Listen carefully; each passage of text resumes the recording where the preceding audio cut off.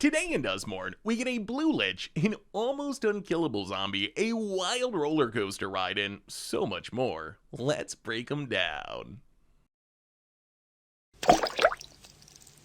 Hello everyone, it's Seth, probably better known as Saffrona, and it's time for another daily dose of Duskmourn spoilers. And today we have some really interesting build-around cards that seem super fun and maybe even pretty good, which means we should probably jump right into it, start talking some sweet new Duskmourn cards.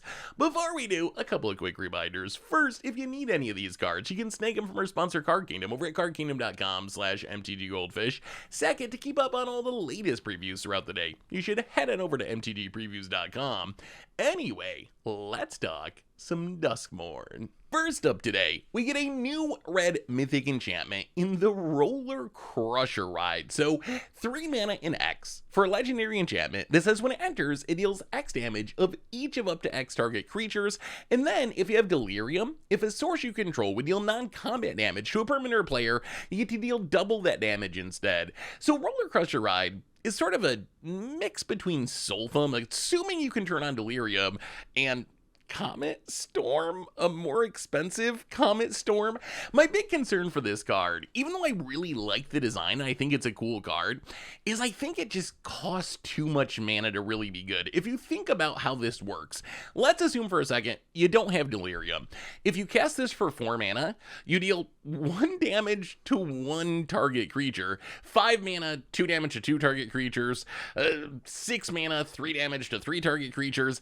It's gonna take a lot of mana to make this work. It does get much better if you have Delirium. If you have Delirium, for 4 mana, you deal 2 damage to a creature. For 5, you deal 4 damage to 2 creatures. For 6, you deal 6 damage to 3 creatures. You kind of can build a Wrath out of it, but either way, it's not especially efficient. So I think that might keep it from seeing competitive play, especially in Standard, where Standard is just so incredibly aggressive. Like, when you're dealing with Heartfire heroes, and the Convoke Nightmare Nevaeos decks, and the Gev Lizard style decks, you really need Pyroclasm, Temporary Lockdown. For 3 mana, this does literally nothing. Like, it's just an enchantment sitting on the battlefield that might double your future non-combat damage, assuming you can turn on Delirium, so I think it's just too slow to do its job. Are there any potential uses for this? I think the most likely home is some sort of straight-up Delirium deck developing. If you can build a Delirium deck, this could have a part in it, like we talked about before. If you get up to like 6 mana and you have Delirium, you're pretty much killing any 3 creatures, and you get the upside of dealing more non-combat damage in the future.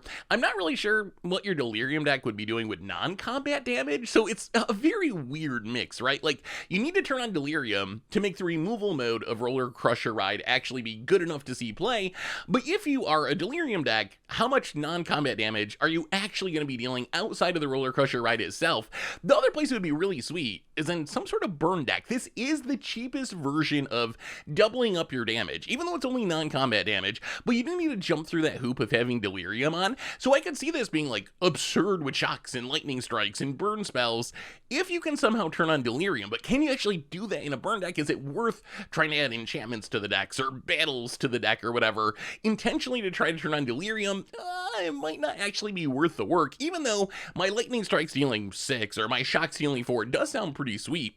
The other place this could maybe show up is in a ramp deck. So we talked about how it's pretty expensive, but in a ramp deck, yeah, what do you really care? If you're playing Heaped Harvest and Overlord of the Hauntwoods, you can get up a lot of mana, and this does turn into like a one-sided Wrath if you just have enough mana to dump into it, especially if you turn on Delirium.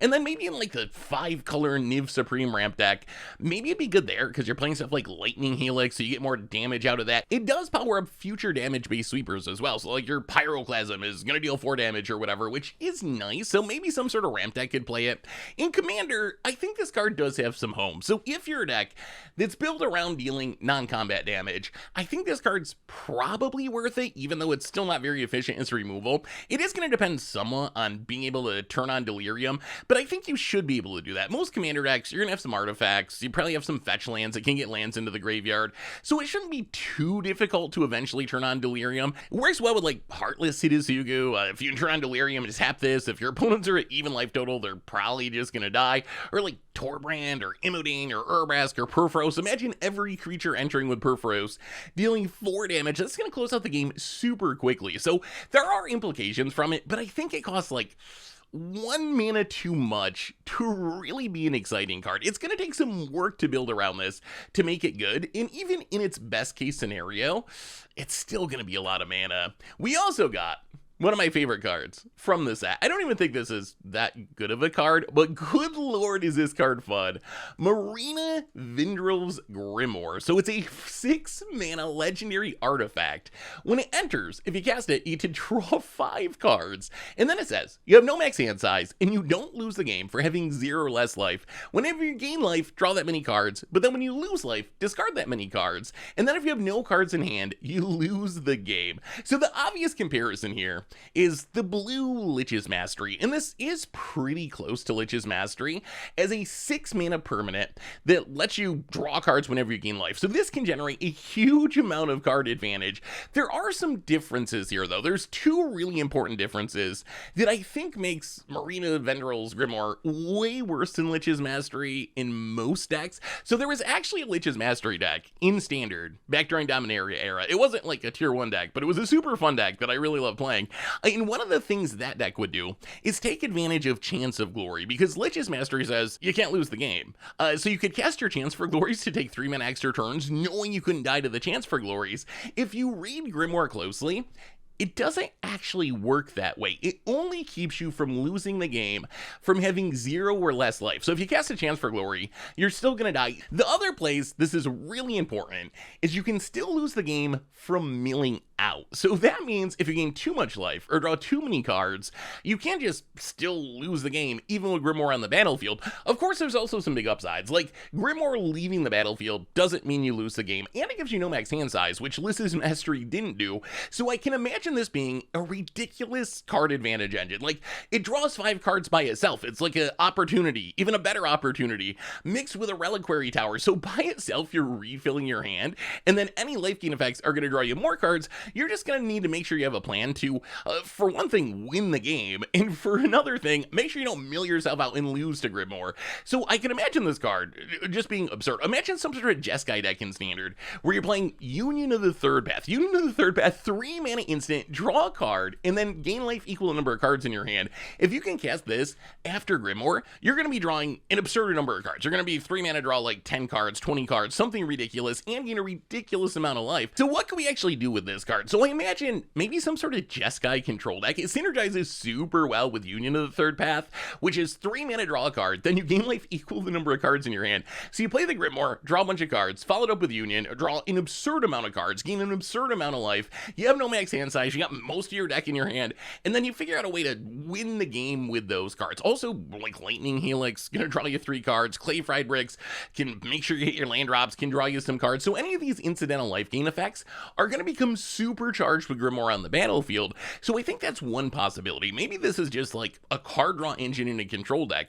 It also combos with Sheoldred. So if you have Sheoldred out and you draw a card or you gain some life, you're going to trigger Sheoldred to gain 2 life from drawing a card, and that'll trigger the Grimoire to draw you 2 more cards, which will trigger Sheoldred to now gain you 4 life, and then you draw 4 cards, then you'll gain 8 life.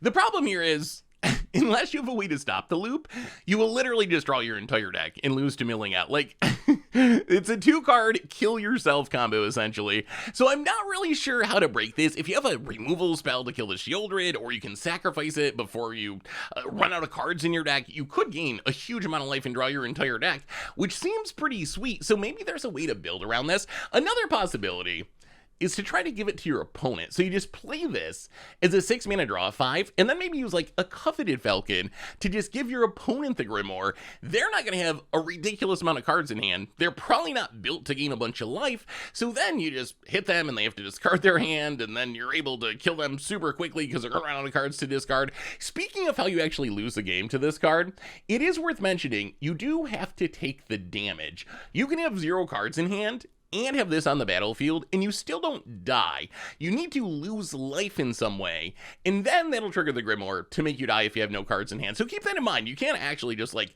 cast your last spell and still not die with this on the battlefield. There's combos in older formats, a Quasar, for example, if you're playing Commander, or we could do this in Historic or Timeless or in Pioneer. Whenever you draw a card, target opponent loses a life and you gain a life. So again, if you get both of these on the battlefield, all you gotta do is gain a life or draw a card, and you start a loop where you're gonna hit your opponent for 1, you're gonna gain 1 life, which will draw you a card. As long as your deck has more cards than your opponent's life total, you'll just win the game. This is like the Shieldred combo, where if you for some reason can't kill your opponent in time, you will draw your entire deck and mill out if you can't stop the loop.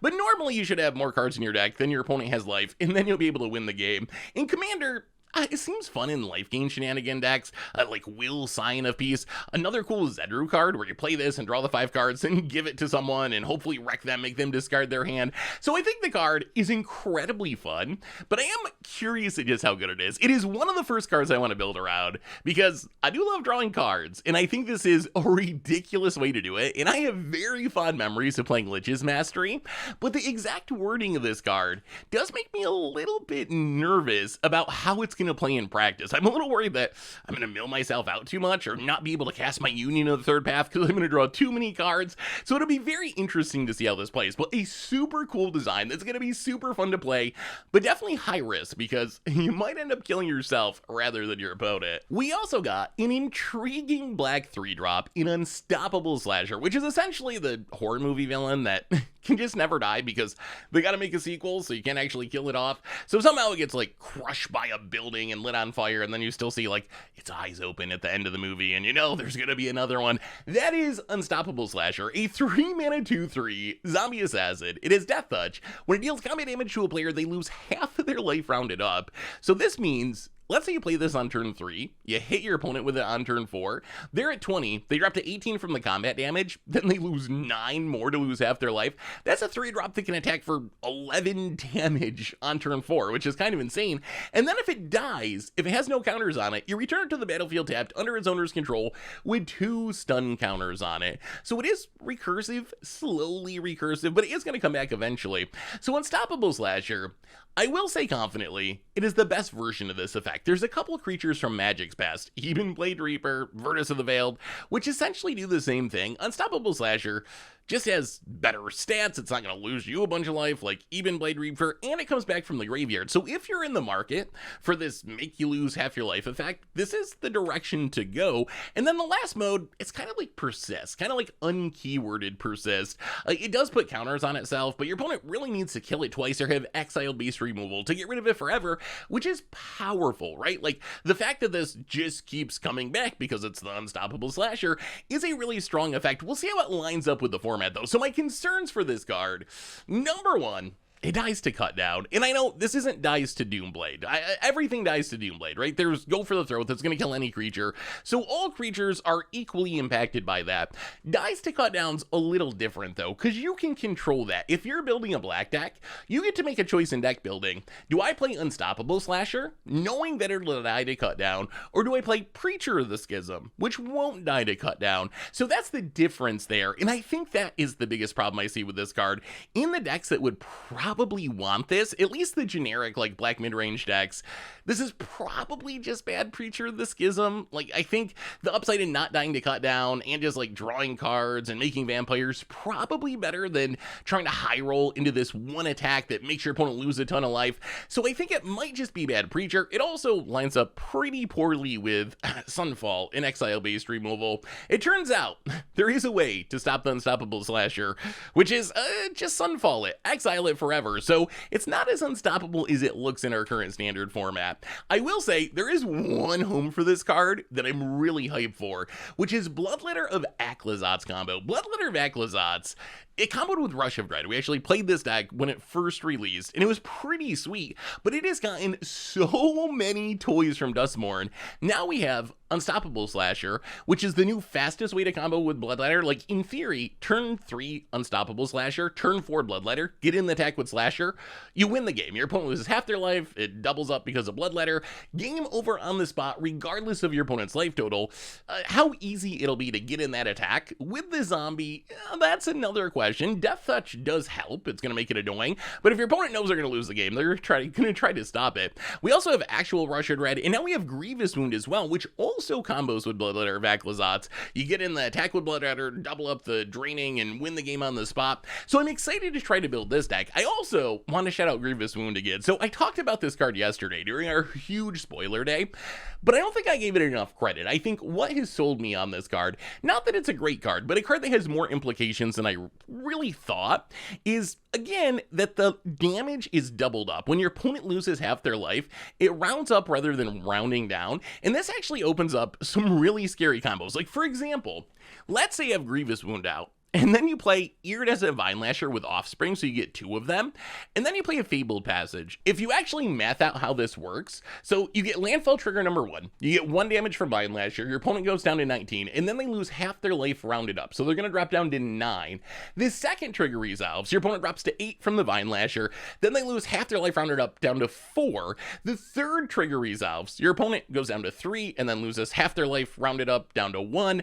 The last trigger resolves, you win the game on the spot. So essentially, Vine Lasher Fetchland Grievous Wound just wins the game, which is pretty scary. It also works really well with Lizards. Lizards has all this weird direct damage where, like, you have Gev out and you cast a Lizard and your opponent takes 1 damage. Hired Claw, when you attack, your opponent takes a damage. When that 1 damage is actually half your opponent's life total, those cards become ridiculously scary. There's a question as to whether Lizards want to play a 5-mana enchantment, but still, you can see the power of this card. So I gotta say, I think I really underrated Grievous Wound yesterday. But back to our friend Unstoppable Slasher. In Standard, I'm thinking it's gonna be kind of a trap card in a bad Preacher. I hope it's good because it's such a cool effect.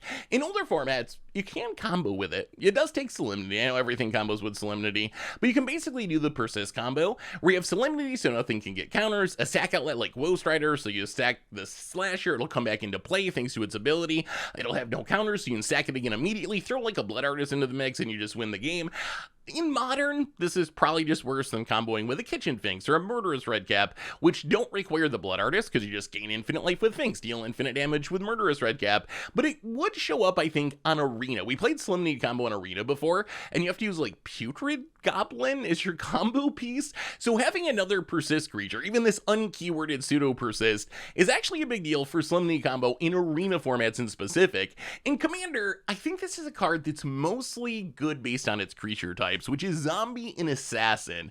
So Zombie decks, I think this card's probably worth running. In Commander, you have 3 opponents, and you can just send this at whoever's doesn't have a blocker, and potentially 20 your opponent with 1 attack, which is kind of insane for a 3-drop. Imagine those players that are just like, ramp, like me, just trying to ramp and draw cards. If you drop this on turn 3, or maybe turn 2 off a Mana Dork or something, this can very easily get in 1 attack as your opponents are cultivating or whatever, and your opponent's suddenly going to be at like 18 life or something on turn 3, which is kind of ridiculous.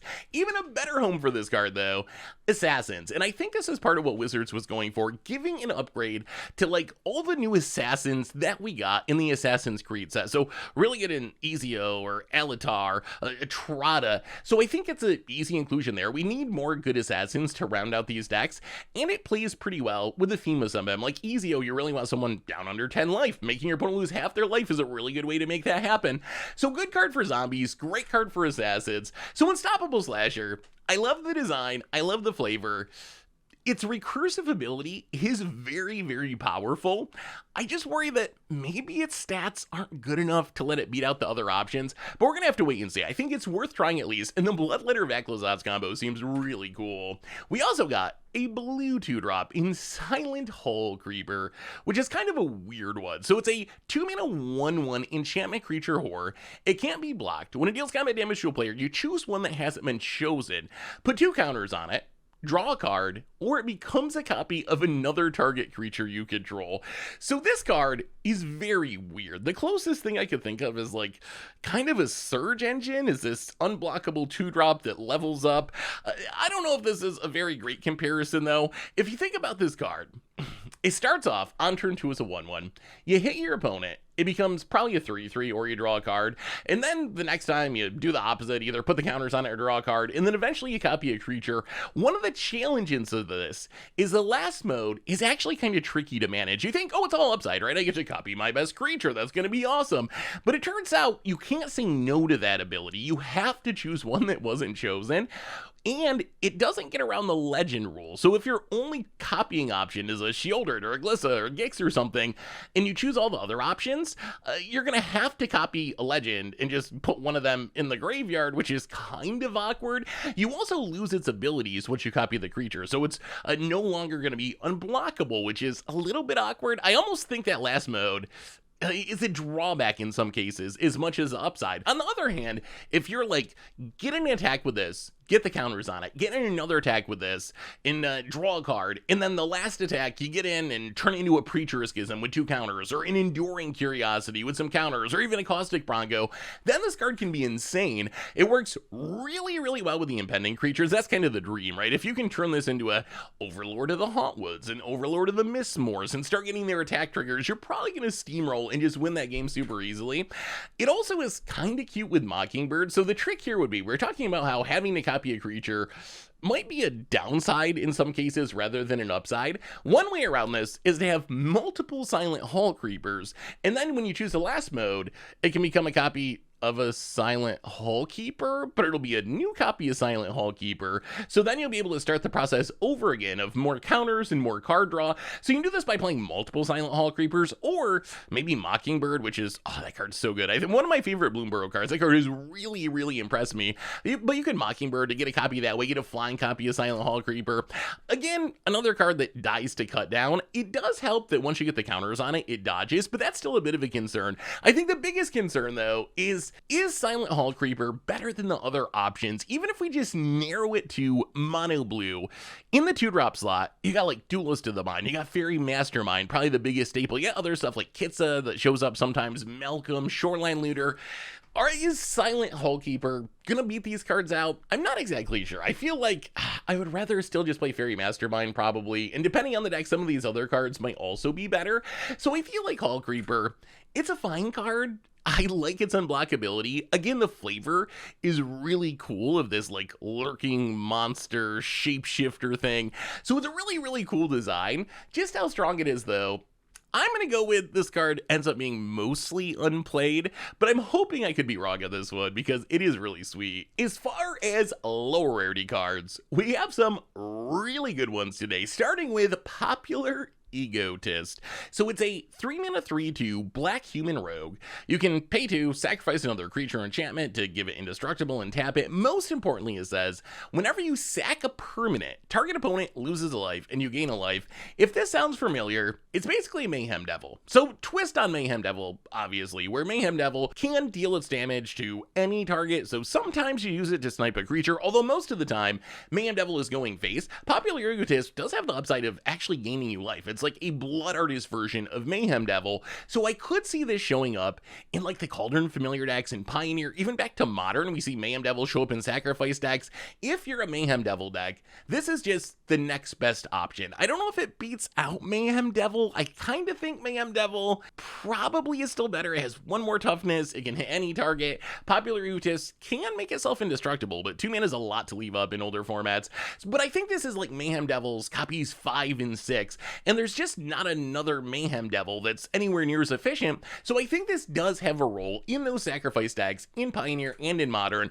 Also in Standard, super cute with Pitiless Carnage, where in theory you can just sacrifice all your stuff and win the game on the spot with a Popular Egotist. We also got Cynical Loner, which is a card I really like. So it's a 2-mana 3/1 human survivor. It can't be blocked by Glimmers, which I think is basically flavor text, maybe limited flavor text. And then Survival, it's beginning your second main phase. If it's tapped, you can search your library for a card, put it in your graveyard, and shuffle. So Cynical Loner, every single turn can entomb for you, assuming you can have it tapped. on your second main phase. Obviously, if you play against a Glimmer deck, gonna be super easy, you just attack with it, but I think the trick here is using this with vehicles and with saddles. So like, for example, this is so cute, but like Head Shredder, whenever you put one or more land cards from your graveyard to the library, you get to put them into the battlefield tapped. If you have Head Shredder and Cynical Loner, you can just tap the Cynical Loner to Head Shredder to crew it, go to your second main phase, search for a land, put it in your graveyard, it'll come into play with Head Shredder, so essentially it becomes tutor any land in your deck to the battlefield, which actually seems kind of powerful with how good utility lands are today. Can do the same type of thing with Caustic Bronco, just tap it in, like tutor up an Atroxa to reanimate or something. So I think this card is strong enough with the synergies, and Entomb is just like such an inherently powerful effect in graveyard decks that I would not be surprised if there was a deck that could take advantage of this. I don't think you could just jam it in any deck and make it work, because it's only a 3/1, so it's going to be too hard to attack with. But if you can combo with this, with the Head Shredder or a saddle effect, then I think this card could actually be a really powerful way to fill the graveyard. We also got Betraying Bargain, a new red removal spell. So 2 mana instant. Is an additional cost to cast it. You gotta sack a creature enchantment or pay 2, and then it deals 5 damage to target creature. If the creature would die, exile it instead. So Betraying Bargain, I think, might just be an upgrade over Scorching Shot. Scorching Shot, it turns out, is a sorcery. Isn't very good. Like, there's so many haste creatures in Standard, the aggro decks are so strong in Standard that it's very, very hard to make this card work. Betraying Bargain being an instant is a huge deal, plus exiling a creature, really good against, like, Heartfire Hero shenanigans, other death triggers, plus 5 damage is enough that you get Biza, you get Shieldred, and I know you gotta sacrifice an enchantment or a creature to really make this work. At 4 mana, this is not very good, but I don't think it's actually gonna be that hard. We have, like, Tiny Bones joins up, Hopeless Nightmare, these kind of useless enchantments. You can sack rolls, which are enchantments, so you like Monstrous Rage, and then you can sacrifice the monster roll and use that as the enchantment to sacrifice. So I think this actually synergizes with enough popular cards that this could be a really, really good red removal spell to deal with those death trigger creatures or just those big-butted Shieldred style cards. We also got Trapped in the Screen, 3 mana enchantment with Ward 2. When it enters, exile target artifact, creature, or enchantment an opponent controls until it leaves the battlefield. This is our latest take on an upgraded Oblivion Ring, and I will say, I don't think it's enough. I don't think the Ward 2 is enough to make this card playable. Enchantment-based removal is just so risky. Most decks are going to have a way to deal with it, especially going into Duskmourn Standard, where there's so many enchantments. You already got to deal with Caretaker's Talent, Innkeeper's Talent, and now we're getting the Impending Creatures and all the enchantments from Duskmourn itself. So I think even with Ward 2, probably still going to be better just to play an actual hard removal spell rather than a temporary one, but I do like that they're kind of twisting the knobs on Oblivion Ring and trying to find a way to make it work in 2024. We also got a card that I actually really, really like, Threats Around Every Corner. So 4 mana enchantment. When it enters, you manifest Dread. So look at the top 2 cards of your library. One goes into play face down, and then it says, whenever a face down permanent you control enters, search your library for a basic land card, put it on the battlefield tapped, and then shuffle. So if you think about this card, it's basically Solemn Simulacrum, right? You play it for 4 mana, you get a 2/2, and you get a basic land. The upside of Solemn is, when it dies you draw a card. The upside of Threats Around Every Corner is, whenever you play another face down permanent, you get to ramp again. So it works really well with multiples. The second one, you get another face down creature, trigger both, get 2 lands, or you can just play morph stuff, a combo with Cryptic Coat to be casting in every single turn. You do have to play a lot of basics in your deck, but assuming you got enough basics, I actually think this is a pretty strong ramp spell, and one that I'm going to try to play in Standard. We also got a super flexible red instant, an Untimely Malfunction. So 2 mana instant, choose one, blow up an artifact, change the target of target spell or ability with a single target, and 1 to 2 target creatures can't block this turn. So Untimely Malfunction might just be flexible enough to see some play. So if you think about what it does, you get a Shatter, plus you get kind of a Return the Favor, and then you get the Adventure Mode on Bellowing Bruiser, kind of making something can't block. When you add all this together, though, it seems kind of like a sideboard all-star. Blowing up an artifact can deal with, like, Urabras Forge. Making creatures can't block is actually super scary in some of the red decks we have that can deal so much damage. And then changing the target of a spell with a single target is actually pretty powerful. You can, like, turn a removal spell from your creature to one of your opponent's creatures. You can use it to win a counter war by redirecting what the counter spell is targeting. So I think when you add all that together, this is a card that is very close to being sideboard playable at a minimum, and if like blowing up an artifact becomes a really big deal, could even sneak into main decks. We also got Floodpits Drowner, and this card is a really good one for an uncommon. 2 mana 2/1 Flash Vigilant Merfolk. When it enters, tap target creature an opponent controls and put a stun counter on it. Then you can pay 2 and tap it and shuffle it and a target creature with a stun counter on it into their owner's library. So Floodpits Drowner. There was a time when Frostlegs, which is just a 3 mana 2/2, that when it enters, you tap down a creature and essentially put a stun counter on it. It was before it was keyworded. That was like one of the best limited cards. This is that plus, plus, plus, plus, plus. There's so much text on this for an uncommon. It's actually very similar to Merfolk Trickster. In Merfolk Trickster, is still a really good card. This still shows up all the way back to Modern on occasion. It's just this flash 2-drop that can tap down a creature. Merfolk Trickster makes it lose all of its abilities for a turn. Floodpits Drowner has upside of keeping it tapped down for another turn and maybe getting rid of it permanently. So I think this card, in some sort of flash deck, could be really, really good. And we have the pieces for this. Fairy Mastermind, Malcolm, Tishana's Tidebinder, Stoic Sphinx. So I think we might have some sort of mono blue or blue X flash deck available in the format. And Floodpits Drowner is exactly what you want in a deck like that. Some sort of tempo-y, play this, tap down your thing, chip in for some damage. This works so well in a deck like that. The other place this could work in Standard is it is a Merfolk. We have Volnarn Hexcatcher. We haven't seen Merfolk really take off since they dropped like a year ago in Lost Caverns of Ixalan, but this is another nice addition to the Merfolk deck. We also have Haunted Screed, which I want to mention just because the design's really good. It's a 3 mana rock.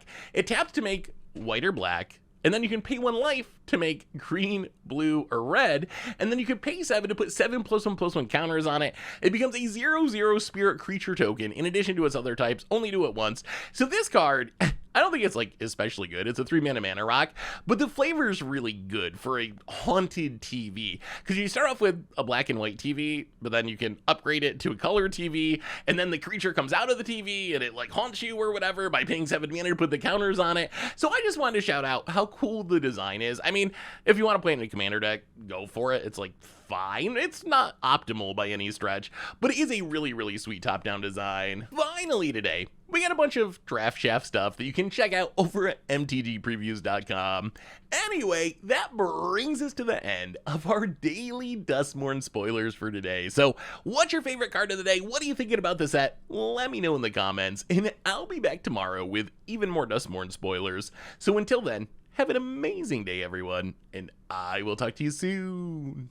Looking for even more magic? Well, check out yesterday's spoiler video here, or maybe the Against the Odds, where we toss some Marina zoomers about owls and creature locks.